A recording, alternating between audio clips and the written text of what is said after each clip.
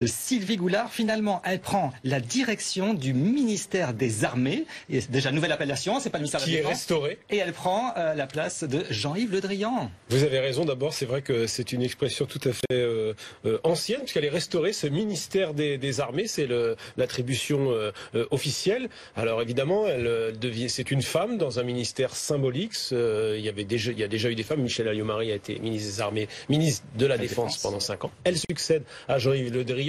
Quelque part, c'est une mini-surprise tant on attendait la reconduction de Jean-Yves Le Drian dans ce ministère. C'est une très proche d'Emmanuel Macron. C'est une personnalité qui est engagée en politique. Elle est députée européenne. Elle a été élue sur les listes du MoDem. Elle a rejoint En Marche.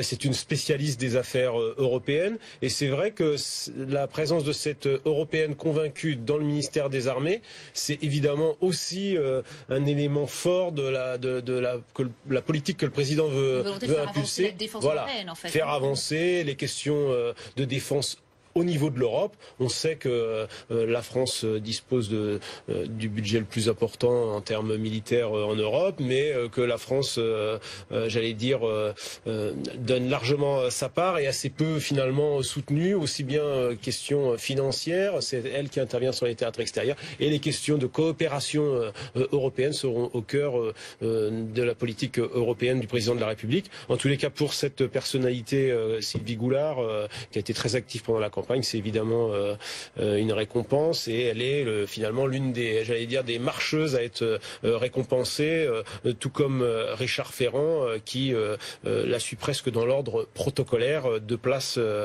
derrière.